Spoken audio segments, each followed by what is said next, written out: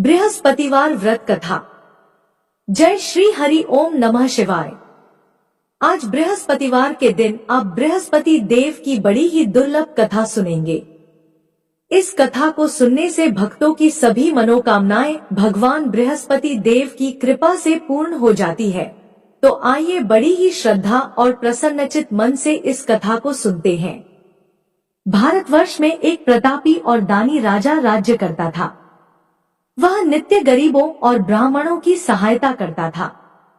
यह बात उसकी रानी को अच्छी नहीं लगती थी। वह न ही गरीबों को दान देती, न ही भगवान का पूजन करती थी और राजा को भी दान देने से मना किया करती थी।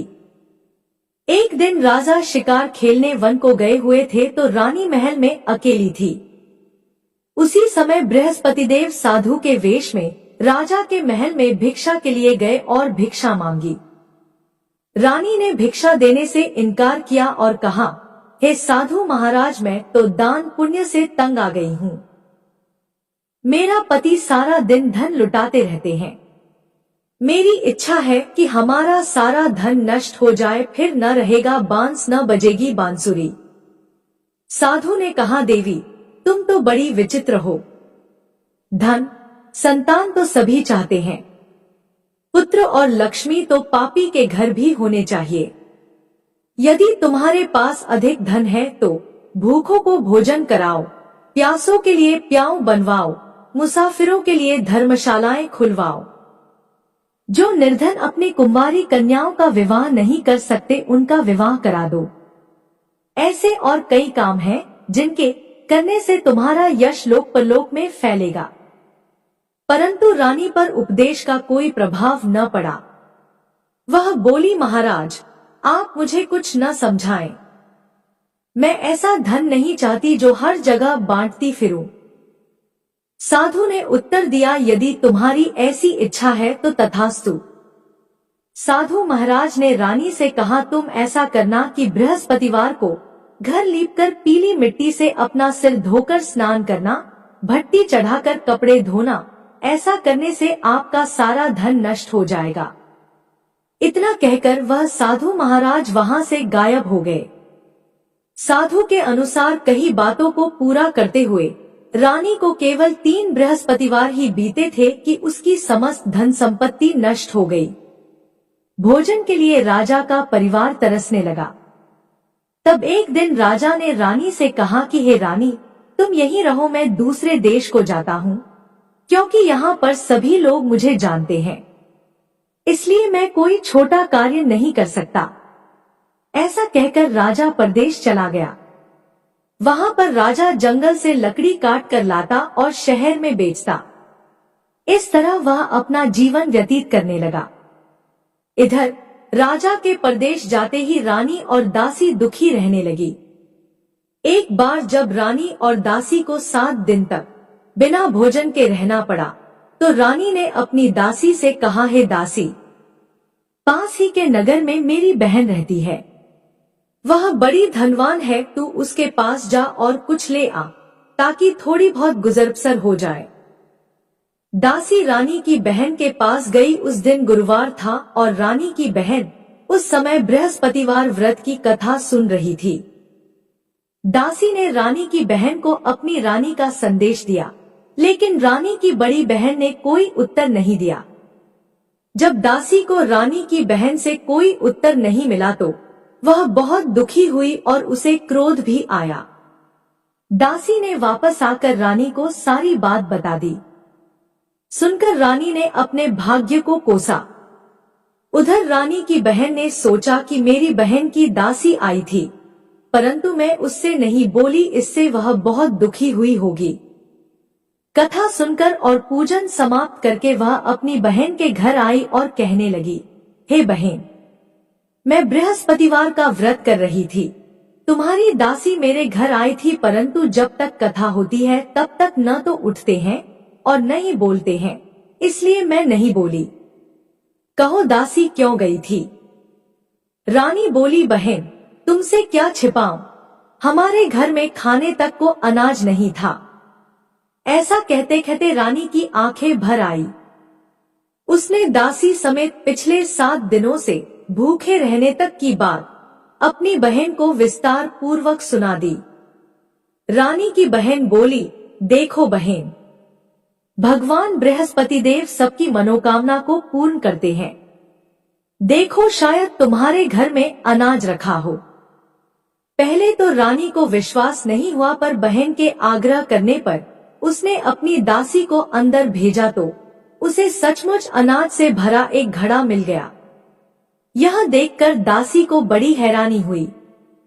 दासी रानी से कहने लगी, हे रानी, जब हमको भोजन नहीं मिलता तो हम व्रत ही तो करते हैं, इसलिए क्यों न इनसे व्रत और कथा की विधि पूछ ली जाए ताकि हम भी व्रत कर सकें। तब रानी ने अपनी बहन से बृहस्पतिवार व्रत के बारे में पूछा। उसकी बहन ने बताया, बृहस्पतिवार के व्रत में चने की दाल और मुनक्का से विष्णु भगवान का केले की जड़ में पूजन करें तथा दीपक जलाएं, व्रत कथा सुने और पीला भोजन ही करें। इससे बृहस्पति देव प्रसन्न होते हैं। व्रत और पूजन विधि बताकर रानी की बहन अपने घर को लौट गई। 7 दिन के बाद जब गुरुवार आया तो रानी और दासी ने व्रत रखा। घुड़साल में जाकर चना और गुड़ लेकर आई। फिर उससे केले की जड़ तथा विष्णु भगवान का पूजन किया। अब पीला भोजन कहां से आए, इस बात को लेकर दोनों बहुत दुखी थी। चूंकि उन्होंने व्रत रखा था इसलिए बृहस्पति देव उनसे प्रसन्न थे, इसलिए वे एक साधारण व्यक्ति का रूप धारण कर 2 थालों में सुंदर पीला भोजन दासी को दे गए। भोजन पाकर दासी प्रसन्न हुई और फिर रानी के साथ मिलकर भोजन ग्रहण किया। उसके बाद वे सभी गुरुवार को व्रत और पूजन करने लगी। बृहस्पति भगवान की कृपा से उनके पास फिर से धन संपत्ति आ गई, परंतु रानी फिर से पहले की तरह आलस्य करने लगी। तब दासी बोली, देखो रानी, तुम पहले भी इस प्रकार आलस्य करती थी।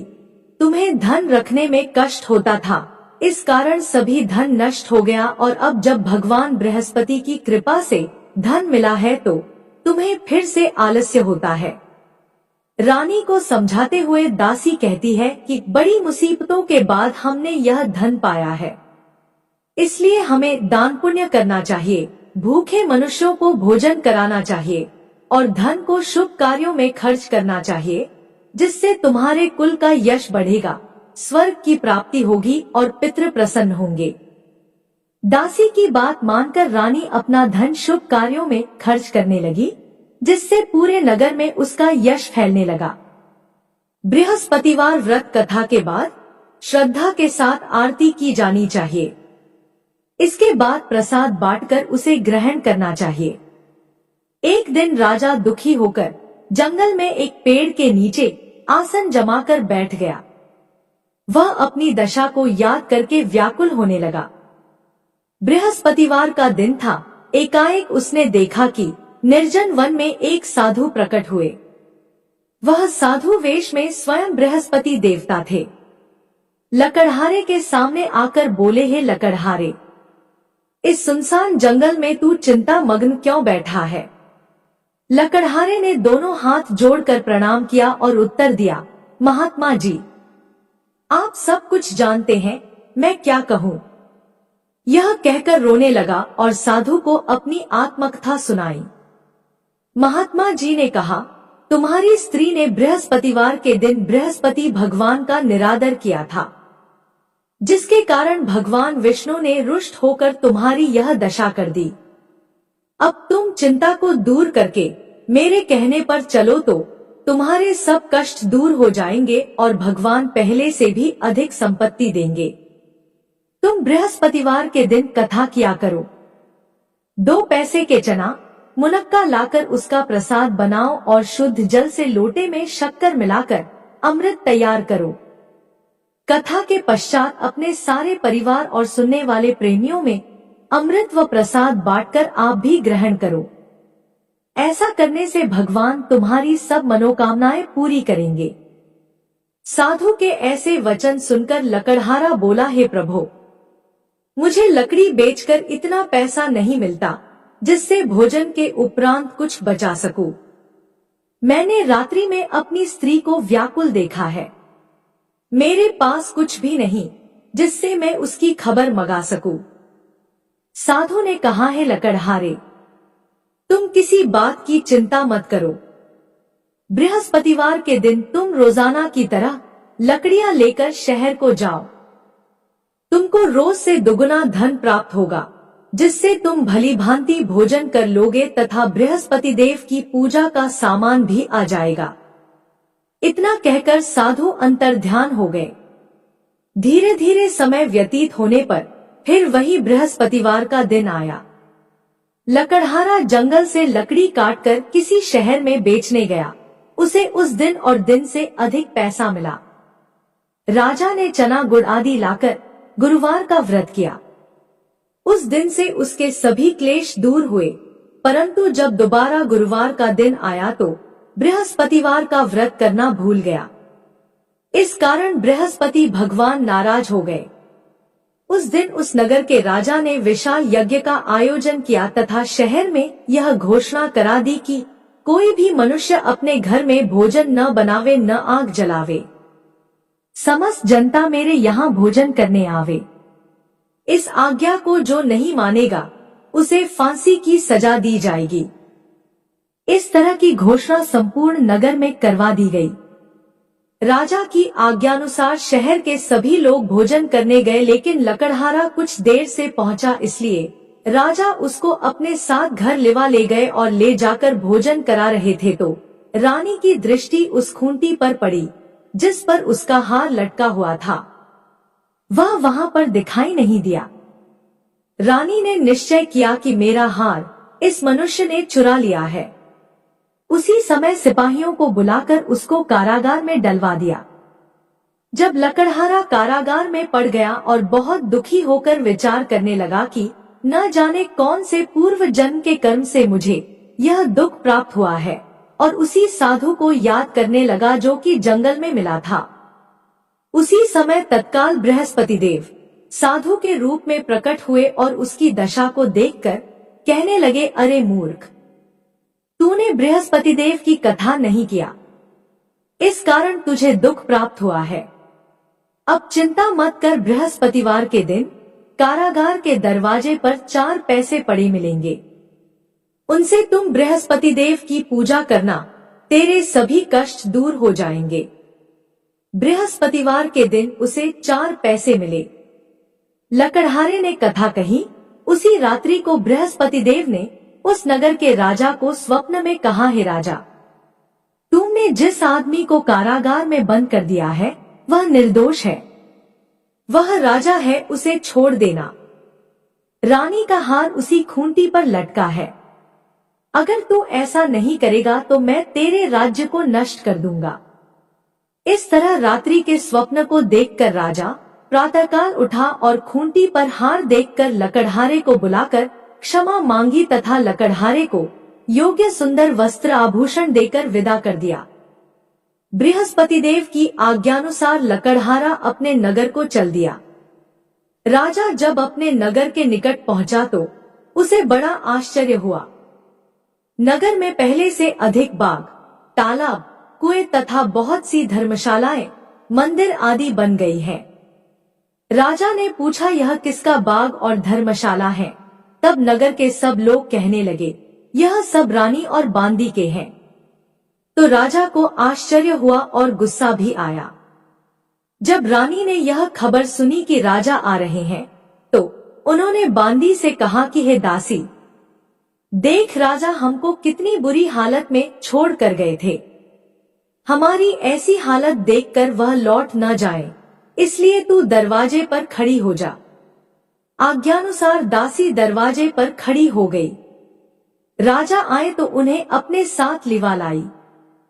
तब राजा ने क्रोध करके अपनी रानी से पूछा कि यह धन तुम्हें कैसे प्राप्त हुआ है? तब उन्होंने कहा, हमें यह सब धन बृहस्पति देव के व्रत के प्रभाव से प्राप्त हुआ है। राजा ने निश्चय किया कि 7 दिन बाद तो सभी बृहस्पति देव का पूजन करते हैं, परंतु मैं प्रतिदिन दिन में 3 बार कहानी तथा व्रत किया करूंगा। अब हर समय राजा के दुपट्टे में चने की दाल बंधी रहती तथा दिन में 3 बार कहानी कहता। एक दिन राजा ने विचार किया कि चलो अपनी बहन के यहाँ हो आवे। इस तरह निश्चय कर राजा घोड़े पर सवार होकर अपनी बहन के यहाँ जाने लगा।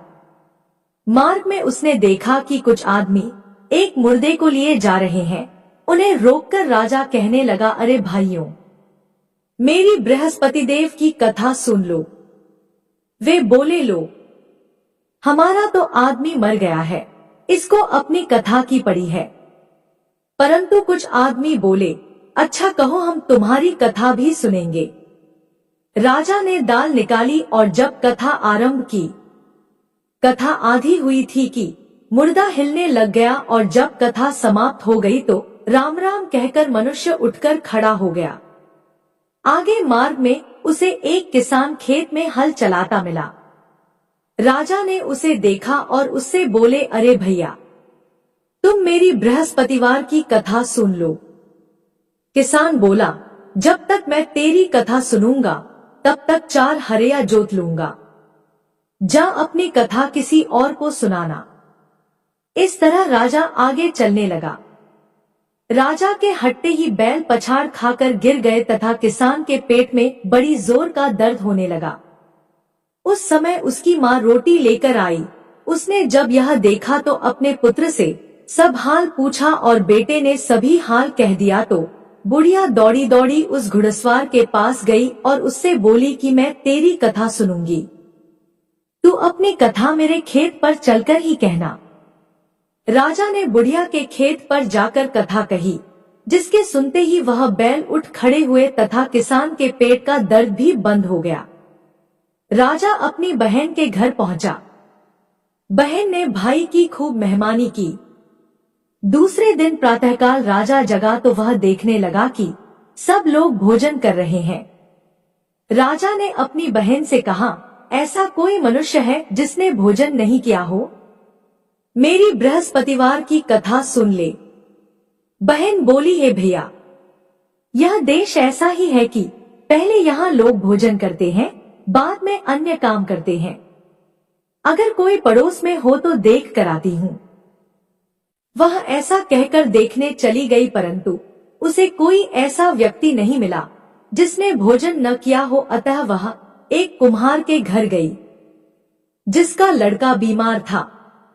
उसे मालूम हुआ कि उनके यहाँ 3 दिन से किसी ने भोजन नहीं किया है। रानी ने अपने भाई की कथा सुनने के लिए कुम्हार से कहा तो वह तैयार हो गया।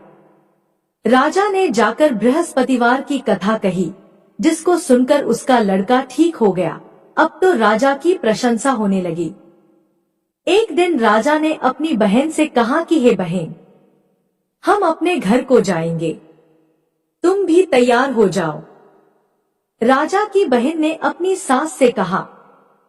सास ने कहा, हाँ चली जा, परंतु अपने लड़कों को मत ले जाना, क्योंकि तेरे भाई के कोई औलाद नहीं है। बहन ने अपने भैया से कहा, है भैया, मैं तो चलूंगी पर कोई बालक नहीं जाएगा। राजा बोला, जब कोई बालक नहीं चलेगा तब तुम ही क्या करोगी? बड़े दुखी मन से राजा अपने नगर को लौट आया।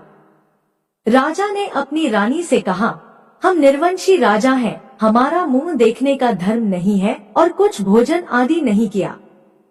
रानी बोली, हे स्वामी, बृहस्पति देव ने हमें सब कुछ दिया है, वह हमें औलाद भी अवश्य देंगे। उसी रात को बृहस्पति देव ने राजा से स्वप्न में कहा, है राजा उठ, सभी सोच त्याग दे, तेरी रानी गर्भ से है।